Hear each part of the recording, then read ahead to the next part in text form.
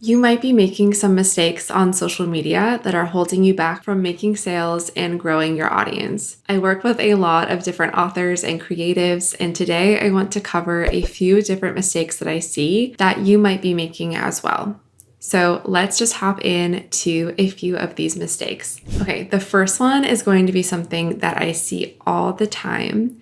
And I have also been guilty of doing this as well, which is really not engaging at all in the community that you want to be a part of. A lot of us will get on a social media platform, post, and hop off, and that's our post for the day. We did it, we put in the effort toward it, and it tends to be crickets because we're not actually engaging with our own audience, our own community, and trying to reach past that community by engaging with others. So I definitely go through phases of this where I'm like, I really don't feel like it. Like, I just want to post and reach my followers and call it a day. And it's okay to do that sometimes. But in general, if we want to grow, especially in the beginning, if you're a brand new account or you've only been posting for a couple months, community is everything. So whenever I first made my Instagram account, every single day I was commenting on other people's posts. I was looking for some new accounts to follow that fit within my niche.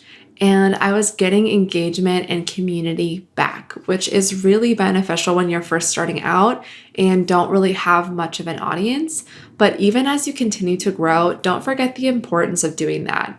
You'll not only get some comments back and get some follows back, which again is only important and helpful if you're following people within your niche versus just following anyone that comes your way. But it also shows your audience that you are there, you are present, you are wanting to build a community and not just promote your product, your book. So be sure to actually spend some time engaging. For me, I don't do it every day anymore, but I do it a few different times a week. I'll hop onto Instagram or whatever platform I'm using. TikTok and Instagram are my primary two. And I just go through my feed. So I'm following a good amount of people that I already enjoy their content. I give it a like, I comment something meaningful. And then once or twice a week, I will look at other accounts as well. So I'll typically search for poetry books, which is my genre, or search for keywords related to my books. So thinking about the themes that are in your books could help with that. Or if there is a popular book or well-read book in your genre that you enjoy, you could try searching for that and seeing other readers that are reading that book and comment and engage with them as well. But it's really, really an important piece of social media. As much as I could say you'll be successful if you just go on, you do your post and you leave, but it's really important to foster a community on your social media pages. So I highly recommend spending, a couple days a week for 10 or 15 minutes, not a ton of time, to make sure you're responding to all of your comments, but also outreaching to other accounts as well and engaging with the community there. Every time I do this, I find that my engagement back is so much better, but then I'm also growing my audience and getting my name out there in front of new people. And I'm also showing my current audience that I respond to them, that I appreciate their comments, which is really, really important too. The next mistake that I see is creatives spending too much time on things that don't matter as much and not spending enough time on things that do matter. So engagement is one of those things that we just talked about that I think does matter. Things that don't matter as much are making sure you have the exact right selection of hashtags or keywords for your post, the exact right sound or audio for your reel or your TikTok. There have been studies on TikTok specifically that show hashtags and sounds are not the end all be all to your video doing well. What does matter is a solid hook, which I did a whole video about, so I'll link that above as well if you missed that one, and an engaging video. You have to engage your audience. All promotional isn't going to work. Really knowing your audience and what engages them, what causes them to watch your video or look at your post, read your whole caption, all of that is what matters. So is your content engaging? Is the first line of your caption attention grabbing? Do you have a clear hook with text on your video to stop people in their tracks? But A lot of authors will hesitate to even make their first post because they're not sure about hashtags, they're not sure how to choose the right sound. Use your intuition, use, what you think your audience would like for the sound and experiment from there. But don't hold yourself back from posting more regularly or even for the first time over these little things that you can improve on in the future. The next mistake I see is no strategy and no personality in your content. And I'm combining the two together because I think that they go hand in hand. You can have a strategy of posting 3 times a week, promotional posts about your product with no personality anywhere in sight. And I guess technically that is a strategy, but we also need a solid strategy, an engaging strategy, one where we can build that know and like and trust with our community and our followers and potential buyers. So like I just said in the previous mistake, it's okay to start without having every single thing in place. You can develop a strategy over time, but it can be easier if you do think it through a little bit in the beginning. And if you don't have one yet, then think it through now. How many times a week should I be posting? How many times a week can I post? What does my bandwidth allow? You want to do a mix of different types of posts, so not just only doing one type, but experimenting. With TikTok, there really is only 1 or 2 types. There's, a video, and then there's carousel. They recently introduced text posts, which is something new that's kind of being slow to get traction.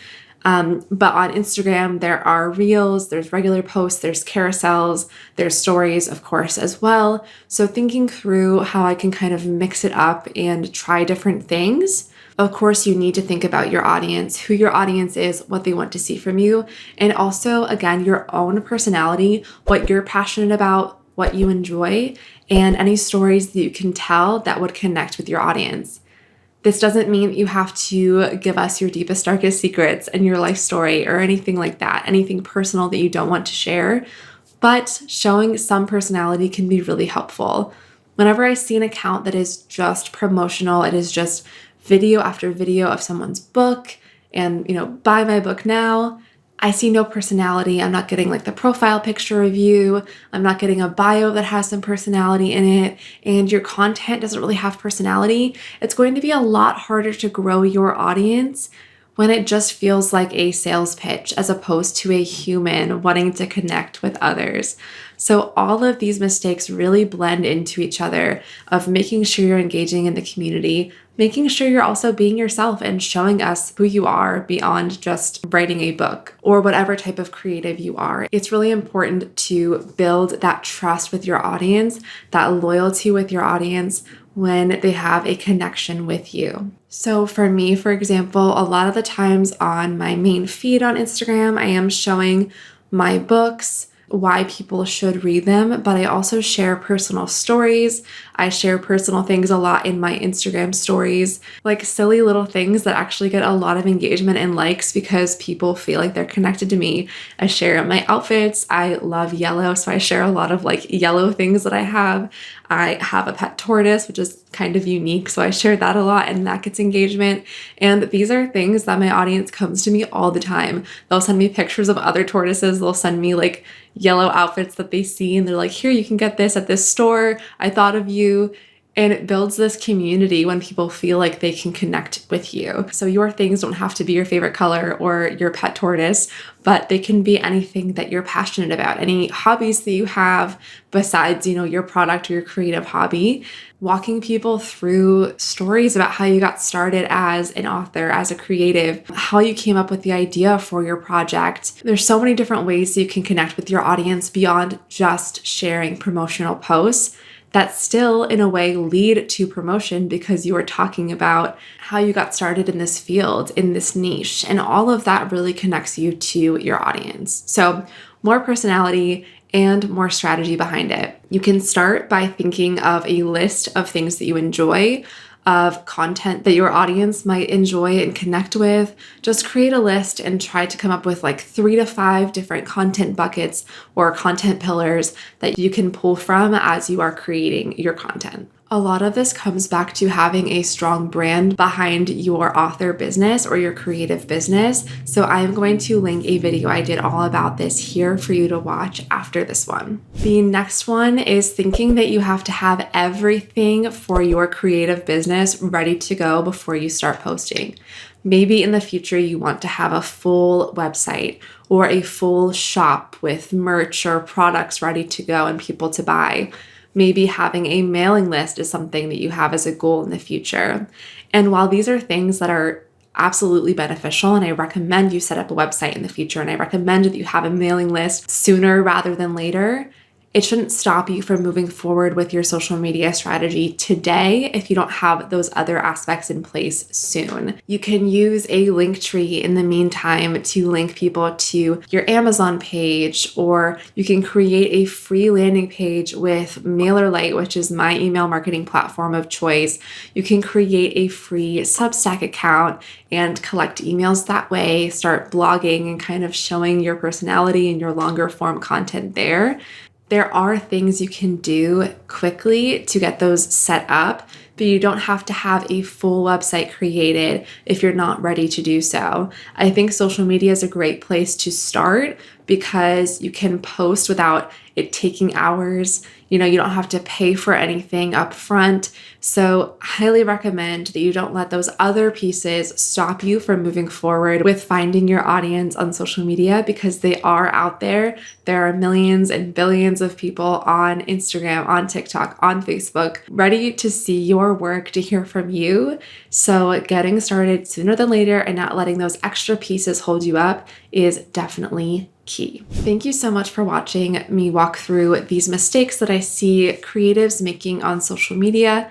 I hope that you found these helpful, and if you did, please give this video a like and be sure to subscribe because I post every single week. I will see you in next week's video, and here is a recommendation for you for the next video to watch as well. Thank you and have a great week. Bye.